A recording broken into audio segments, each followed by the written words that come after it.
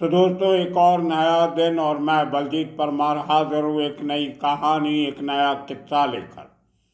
आज आपके साथ दो बाबाओं की बात करेंगे। एक बहुत बड़े बाबा जो दुनिया भर में अपनी मेडिकल साइंस की परिभाषा को बदलने लगते हैं और बहुत बड़े बड़े क्लेम करते हैं, दावे करते हैं कि हमारी दवाई से ये बीमारी ठीक हो जाएगी, वो बीमारी ठीक हो जाएगी।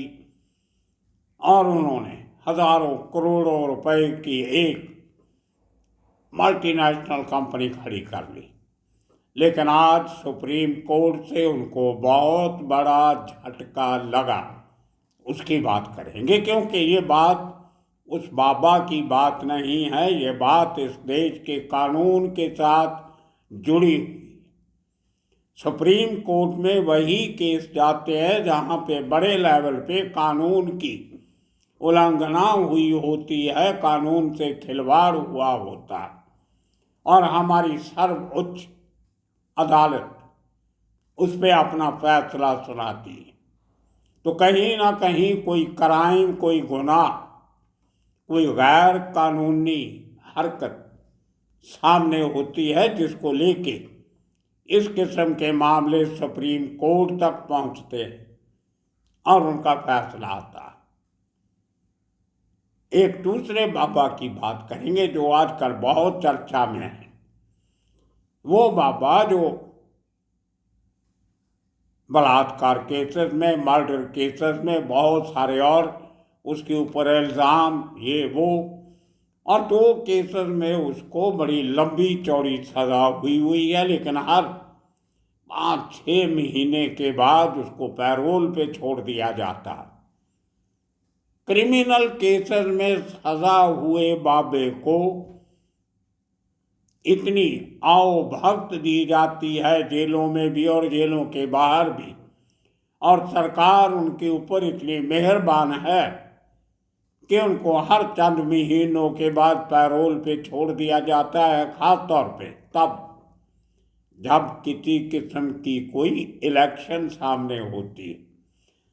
तो दोस्तों, मत समझना कि हम ये खबर बाबाओं के खिलाफ चला रहे हैं, नहीं। हम ये खबर इसलिए चला रहे हैं कि इन लोगों ने कानून को तोड़ा और उसकी सजा भुगत रहे हैं। कानून ने इनको कटहरे में खड़ा किया है। तो भक्तों से ये मेरी विनम्र विनती है कि इसको सिर्फ क्राइम के एंगल से लिया जाए। हमारी चैनल क्राइम चैनल है। हर किस्म का जुर्म इस समाज में होता है, कोई संगीन होता है, कोई कम संगीन होता है, लेकिन जब मामले बड़ी अदालतों तक पहुंचते हैं तो उनका आदर मान सम्मान करना चाहिए।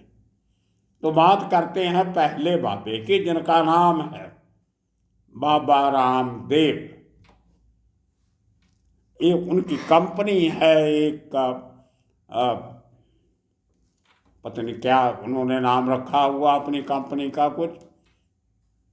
अब देखिए, मुझे तो उसका नाम भी याद नहीं आ रहा था। मैंने अपने असिस्टेंट से पूछा कि वो बाबा रामदेव की कंपनी का नाम है। उन्होंने बताया कि पतंजलि नाम।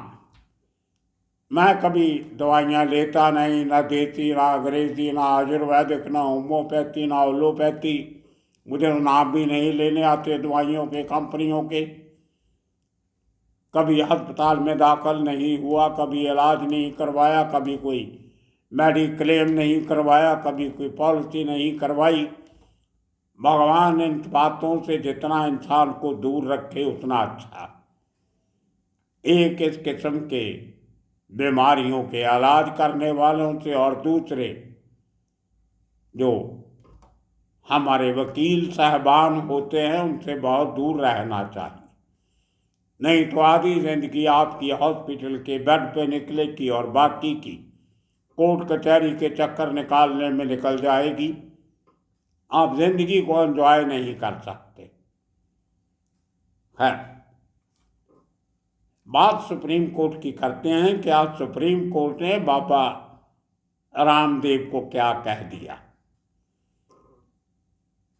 केस बहुत पुराना है, बहुत लंबा है, मैं उसको संक्षेप में आपको बताता हूँ कि कोरोना काल में बाबा रामदेव अपना एक कोई नुस्खा लेके आए थे, लुकमान हकीम जैसा कोई पुराना निकाल के कुछ जड़ियों बूटियों से कुछ ऐसी दवाई बनाई थी और कहा था कि इसके खाने से या पीने से या सूंघने से या कुछ, मुझे पता नहीं, मैं फिर आपसे माफ़ी मांगता हूँ, मुझे कोई दवा दारुओं की कोई नॉलेज नहीं है।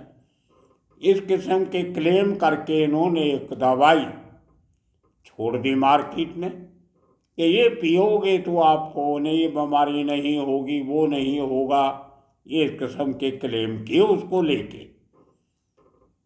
जो हमारी इंडियन मेडिकल एसोसिएशन जो पूरे देश में मेडिकल कॉलेजेस का संचालन करती है, उनकी देख रेख करती है, उनको गवर्न करती है, उनको सुपरवाइज करती है, बहुत बड़ी बॉडी है। जैसे इंडियन चार्टर्ड अकाउंटेंट्स एसोसिएशन, उसी तरह इंडियन मेडिकल एसोसिएशन, ये कुछ ऐसे अदारे हैं जिनके पास बहुत बड़ा जिम्मेदारी भी होती है और ताकत भी होती है।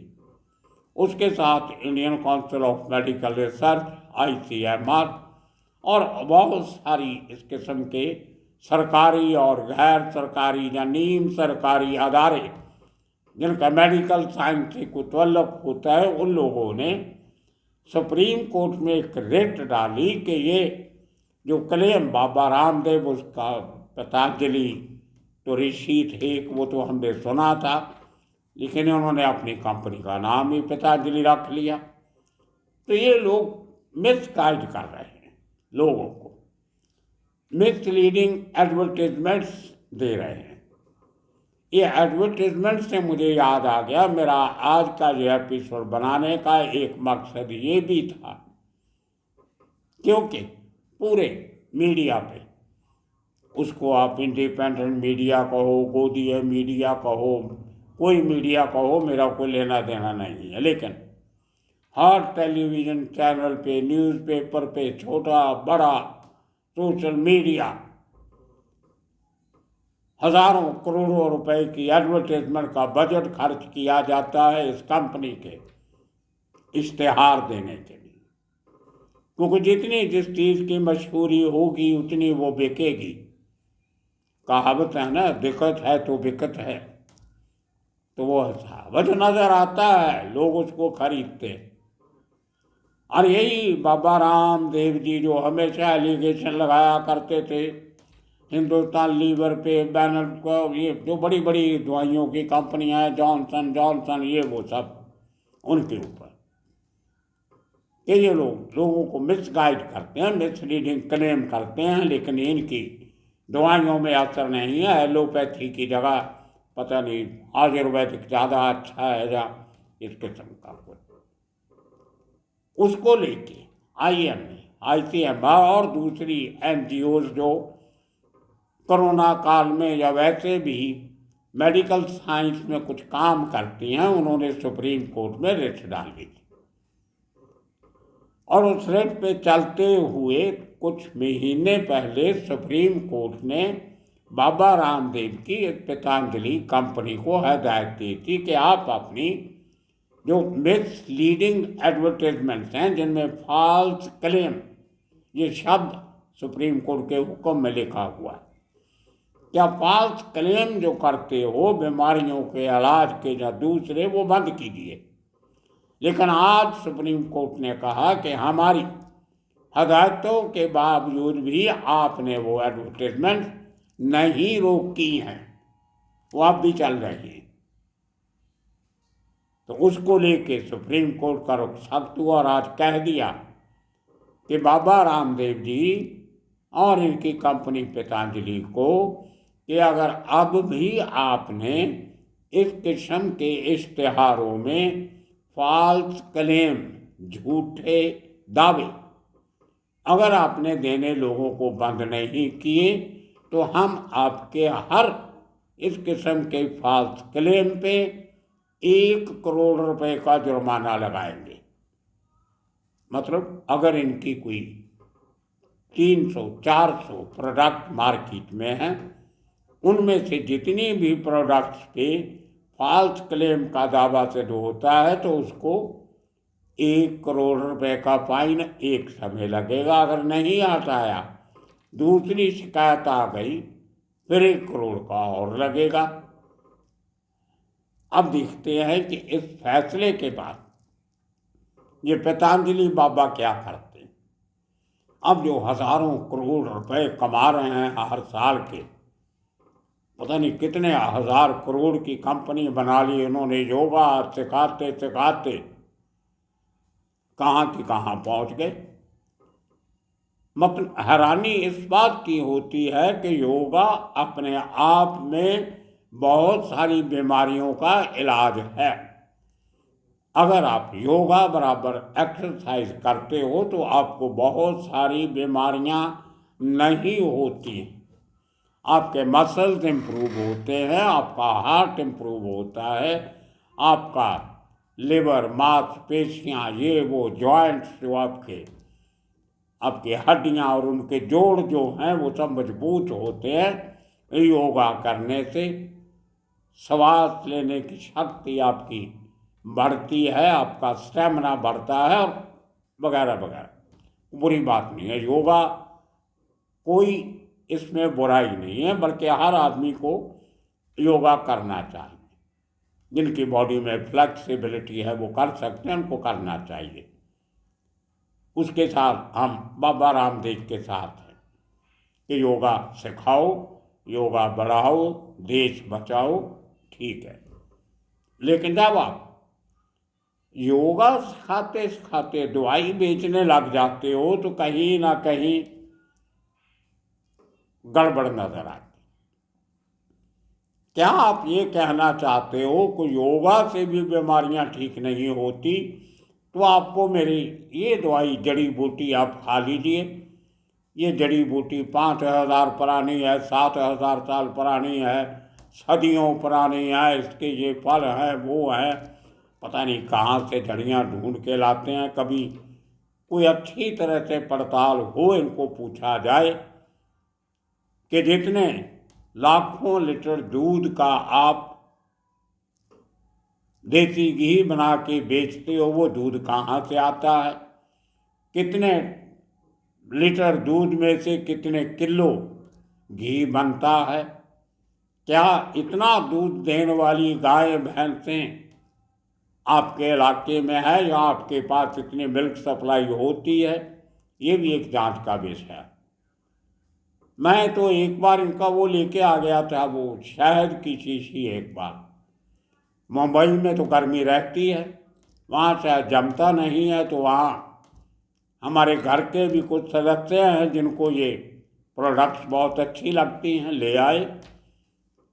तो मैं जब मुंबई आया कुछ साल पहले, मुंबई छोड़ के पंजाब आया, तो सर्दियों के दिन थे, मैंने वो शहद रख दिया बाहर। थोड़े दिनों के बाद देखा कि वो शहद तो नज़र नहीं आ रहा, उसमें तो चीनी चीनी नज़र आ रही थी, वाइट हो गया वो, लाल डार्क रेड किस्म का शहद, वो सफ़ेद एकदम।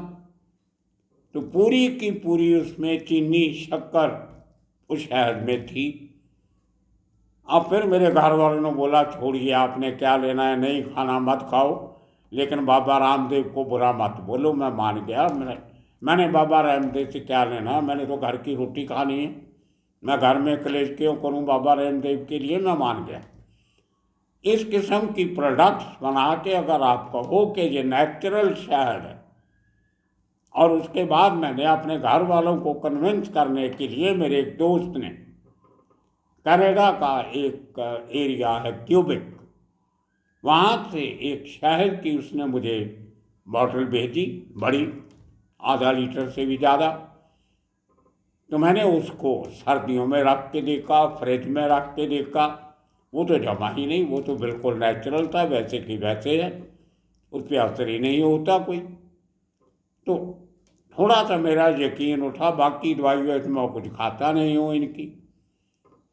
तो ये इस किस्म के क्लेम्स को लेके IMI, इंडियन मेडिकल एसोसिएशन और Indian council of medical research, उनके शिकायत पे सुप्रीम कोर्ट ने ये पतंजलि को हिदायत दी है कि आप इस किस्म की मिसलीडिंग एडवर्टाइजमेंट विड्रॉ करो। अब मैं ये खबर चलाना जैसे आपको कह रहा था इसलिए ज़रूरी समझा क्योंकि वो सब मीडिया, जिस मीडिया पे इनकी एडवर्टाइजमेंट चलती हैं वो मीडिया ये खबर आपको नहीं दिखाएगा, क्योंकि ये आज का हुक्म है। आज मंगलवार का ऑर्डर है सुप्रीम कोर्ट का, कोई पुराना ऑर्डर नहीं है। लेकिन आपको शायद, मैं तो टीवी देखता नहीं हूँ, 1.5 साल के करीब हो गया टेलीविज़न बंद है, तो आपने देखा होगा कि आपको किसी चैनल पे ये खबर नज़र आई तो मुझे बता देना कल कमेंट करके। न्यूज़पेपर में ज़रूर छपेगी, क्योंकि आधे न्यूज़पेपर अभी भी थोड़ी सी बोलने की आज़ादी रखते हैं, लेकिन ये जो टेलीविज़न मीडिया है, विजुअल मीडिया, ये नहीं बोलेगा, क्योंकि वो रामदेव के ऐड के बिना इनके स्टाफ को सैलरी नहीं मिलेगी, आधे लोगों की छुट्टी करनी पड़ेगी, घर जाना पड़ेगा। है ये तो हुई बाबा रामदेव की बात। किस तरीके से लोकपाल के बिल को लेके महाराष्ट्र से अन्ना हजारे को लाके एक आर्मी का फॉर्मर जर्नैल बुला के बड़े बड़े पत्रकारों को साथ मिला के अरविंद केजरीवाल और ये सब आर्मी साथ में लेके सरकार के खिलाफ मोर्चा खोल दिया, लोकपाल चाहिए। और जब पुलिस ने उठाया तो औरतों के कपड़े पहन के भाग गए। तो ये बाबा लोगों की करामातें होती हैं। मैं बचपन से देखते आ रहा हूँ, जब बसेस में ट्रैवल करते थे, ट्रेन में ट्रैवल करते थे, तो बड़े बड़े पोस्टर लगे हुआ करते थे, हर बीमारी का शर्तिया इलाज, शाही दवा खाना, मगाली हकीम, खानदानी हकीम, इस किस्म के इश्तिहार छपे, हर बीमारी का इलाज। कमाल है, हर हकीम स्पेशलिस्ट था। खैर अब दूसरे बाबे की बात करते हैं। बाबा रामदेव भी हरियाणा के हैं, दूसरे बाबा भी हरियाणा के हैं। उनका नाम है बाबा राम रहीम, लंबा चौड़ा नाम है कुछ। सिंह भी है, राम भी है, रहीम भी है, सब कुछ है। हिंदू मुस्लिम सिख ईसाई सभी बाबे भाई भाई, इस किस्म की बात है कुछ। तो ये बाबा राम रहीम बड़े संगीन इल्ज़ामों में सज़ा हो चुकी है, जुर्माना भी लंबा चौड़ा हुआ था, और वो जेल काट रहे हैं रोहतक जेल में हरियाणा में।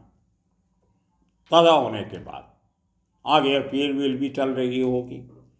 और आज भी जब वो जेल से निकलते हैं पैरोल मिलने के बाद, पता नहीं क्या आंकड़ा है उनका, कुछ न्यूमरोलॉजी में बिलीव करते हैं अपने आप में कम, तो 125-130 गाड़ियों का काफिला निकलता है उनको जेल से लेके। जिस भी आश्रम में उन्होंने रुकना होता है, कहीं वो उत्तर प्रदेश में या हरियाणा में कहीं भी, असर सूख उनका बहुत है, खासतौर पे पंजाब, हरियाणा और राजस्थान में, और थोड़ा सा वो एरिया यूपी का जो हरियाणा के साथ लगता, दिल्ली के साथ लगता। अब राजस्थान की इलेक्शन है तो वहाँ पे पार्टिकुलरली वो कोई 300 साढ़े 300 गांव जो हरियाणा और पंजाब के बॉर्डर के साथ लगते हैं, वहाँ उनकी बहुत फॉलोइंग है। अब हरियाणा में बीजेपी की सरकार, दिल्ली में बीजेपी की सरकार, इनको कहीं लगता होगा कि अगर ये बाबा जी बाहर रहेंगे तो अपने चेलों को अपील कर सकते हैं, उनको मिल सकते हैं कि आप वोट बीजेपी को डालिए। इसके पहले भी बहुत बार हो चुका है, जितनी इलेक्शन आई, हर इलेक्शन के पहले इस बाबा राम रहीम, गुरमीत सिंह पता नहीं क्या क्या नाम, उसको पैरोल मिल जाती है। 40 दिन की पैरोल, 30 दिन की, 25 दिन की, मतलब एक सजा याफ्ता आदमी, क्रिमिनल बाबा। लोगों का यकीन है, यही हमारे देश की मंद बुद्धि है कि हम क्रिमिनल्स को अपने बाबा मान बैठते हैं, और जिनके मामलों में सुप्रीम कोर्ट को दखल देना पड़ता है उनको आप साधु संत महात्मा नहीं कह सकते। वो बेसिकली कहीं ना कहीं क्रिमिनल एक्ट में शामिल होते हैं। तब ये बाबा जी को फिर पैरोल दे दी गई। बहुत मुखालफत हो रही है, सब पॉलिटिकल पार्टीज ने इतराज़ उठाया कि इस बाबा में ऐसी कौन सी खास बात है कि हर 4-5 महीने के बाद उनको आप पैरोल पे छोड़ देते हो। लाखों कैदी हिंदुस्तान की जेलों में सड़ रहे हैं, 20-20, 25-25 सालों में जेल में बैठे हैं, एक दिन की उनको पैरोल नहीं मिली। वो भी क्रिमिनल हैं, जेल में है तो क्रिमिनल हैं, इसमें कोई दो राय नहीं है। कभी सुभाष सिंह ठाकुर को पैरोल नहीं मिला, कभी बबलू श्रीवास्तव को पैरोल नहीं मिला, कभी यूसुफ बचकाना को पैरोल नहीं मिला। इस किस्म के लाखों लोग हिंदुस्तान में होंगे जो गरीब भी हैं बेचारे, वो अफोर्ड नहीं कर सकते, वो मुख्यमंत्री को नहीं जानते, वो किसी केंद्रीय मंत्री को नहीं जानते, वो किसी पॉलिटिकल आकाओं को नहीं जानते, इसलिए उनको पैरोल नहीं मिलती। लेकिन ये बाबा लोगों को पैरोल बड़ी आसानी से मिल जाती है, आराम से मिल जाती है, और जेल के अंदर भी इनको सब कुछ उसी आसानी से, उसी आराम से मिल जाता है। तो इनके लिए जेलें जेल नहीं हैं, वो या तो सेफ हाउस है या गेस्ट हाउस है। तो ये बाबों का किरदार, क्योंकि ये दोनों खबरें क्राइम की दुनिया से जुड़ी हुई हैं, इसलिए मैंने आपको सुनाई। कल से फिर वापस चलेंगे एक बार मुंबई के अंडरवर्ल्ड की तरफ। तब तक आप इंतज़ार कीजिए। बहुत बहुत शुक्रिया, धन्यवाद।